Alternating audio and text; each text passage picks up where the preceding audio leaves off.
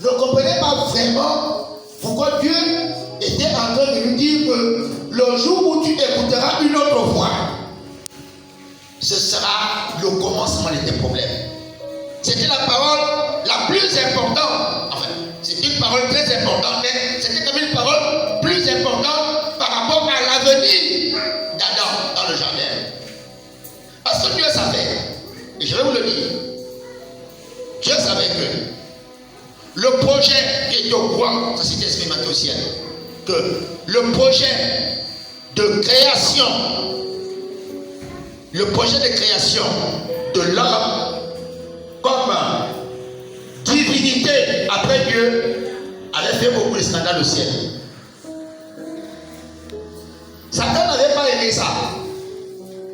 Satan n'avait pas compris que Dieu était capable de créer un être humain avec un corps. Un être humain capable d'être comme Dieu et d'administrer la terre comme Dieu. Un être humain éternel, sans maladie, parfait. Alors Satan croyait que pour être l'assistant de Dieu, pour être le numéro 2 en matière de pouvoir et de connaissance, il fallait à tout prix être un esprit. Voilà. Satan a cru que Dieu était limité, que Dieu avait pris une mauvaise décision en décidant de créer un autre Dieu qui établirait sur la terre et qui serait l'assistant direct du vrai Dieu. Alors Satan va voir que, en fait, Dieu fait ce qu'il veut et qu'il ne consulte personne.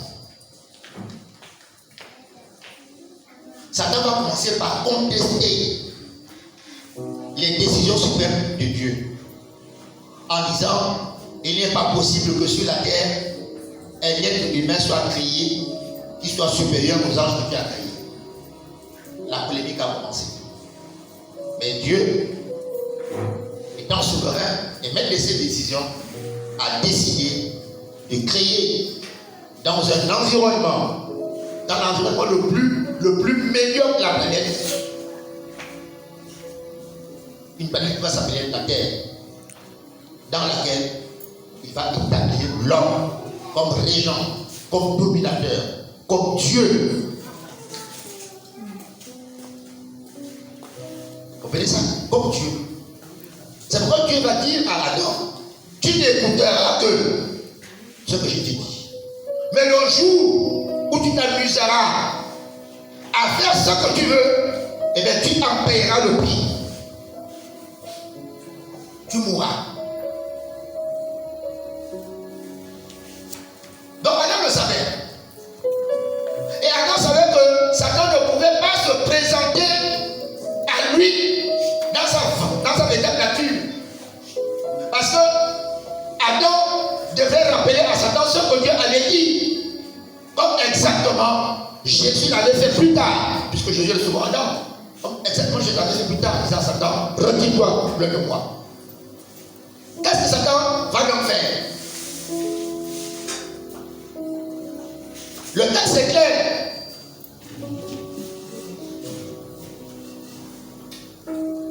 Pour se retrouver là,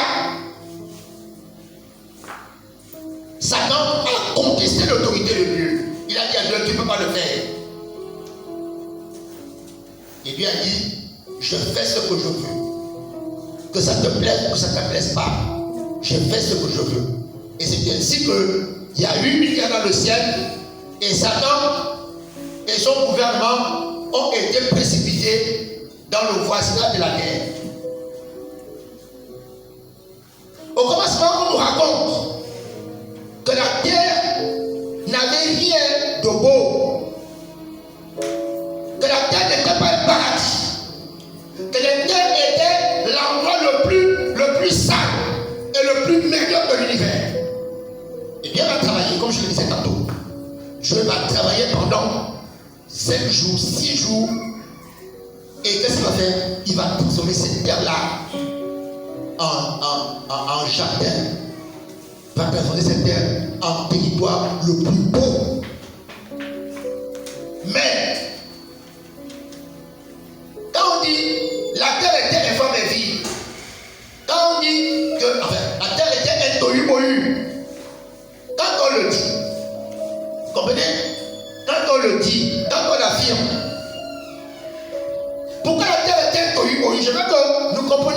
partie-là? Pourquoi la terre n'avait rien pour plaire? Pourquoi la terre était aussi dégueulasse, aussi sale? Pourquoi la terre était aussi inhabitable? Vous savez pourquoi? Parce que les esprits les plus médiocres, Satan a perdu son éclat, il est devenu un démon avec les autres, avait été précipité exactement à cet endroit. Vous voyez que là où Satan est, il y a toujours quoi? La médiocrité. Il y a toujours quoi? La saleté. Il y a toujours quoi? Il y a toujours la méchanceté. Il y a le mal. Satan ne peut pas créer quelque chose de beau. Il ne peut pas aménager un espace où les gens peuvent être heureux. Vous voyez donc, on dit les ténèbres couvraient l'espace. Vous voyez donc, Satan, malgré le fait qu'il avait été précipité, n'est-ce pas, dans le voisinage de la terre, n'a pas été capable de créer un environnement où les êtres humains peuvent vivre. Vous voyez? Donc Satan est jaloux d'avoir perdu son éclat, d'avoir perdu ses facultés, d'avoir perdu sa position. Il a dit, bon, comme j'ai été chassé du ciel, et comme je n'ai pas le pouvoir de créer une civilisation semblable à la civilisation du ciel, eh bien, je vais rendre impossible la vie du nouveau régent, du nouveau roi, du nouveau seigneur que Dieu a créé, qui s'appelle l'homme.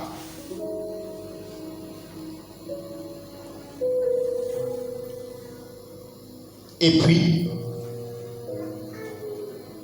quand il se transforme parfois c'est un dragon, parfois c'est un jeune homme, parfois c'est un serpent, parfois c'est un lion. Il se transforme. La magie. Il va jouer sur ça. Il va se transformer en serpent. N'est-ce pas? Et il va utiliser une nature qu'il avait voulu utiliser au ciel et qui lui a valu la chute, la ruse, la tromperie, la séduction. Il va donc se retrouver, n'est-ce pas, en face du couple le plus béni de l'univers. Il va se retrouver en face du couple le plus parfait. Et alors,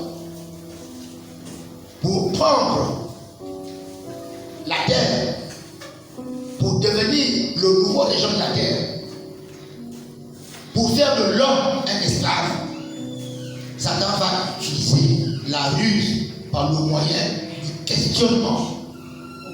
Il va attaquer la parole. Vous avez compris ça? Il n'a pas changé de technique. Il attaque toujours la parole pour dire Dieu a-t-il réellement dit? Comprenez ça? Dieu a-t-il réellement dit? C'est ça qu'il a dit. Dieu a réellement dit, mais lui il pose encore la question, Dieu a-t-il réellement dit? Il s'attaque à quoi? À la parole. Est-ce que vous comprenez ça? Amen. Voilà. Ça qui va dire que lorsque Satan se présente à un être humain qui a écouté la parole de Dieu, lorsque cet être humain-là converse avec Satan ou écoute Satan, et que cet être humain-là réussit, n'est-ce pas, à écouter ce que Satan dit, en remettant en question la parole de Dieu, Satan a gagné cet être humain-là.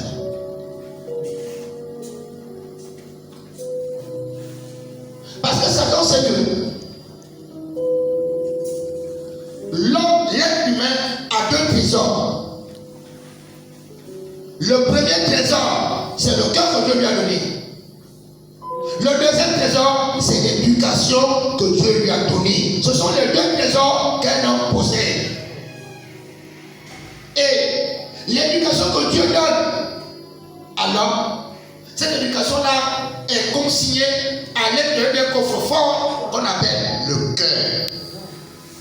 Amen. Vous comprenez ça? Amen. Le cœur. C'est pourquoi je disais tantôt que ça se joue dans le cœur. Ceux qui se perdent, c'est ceux qui n'acceptent pas la parole de Dieu d'entrer dans leur cœur. Ceux qui se perdent, c'est ceux qui refusent d'écouter l'évangile. Ceux qui se perdent, c'est ceux qui contestent ce que Dieu a dit. Je vais vous donner le meilleur moyen de se perdre. Vraiment, le meilleur moyen de se perdre, c'est de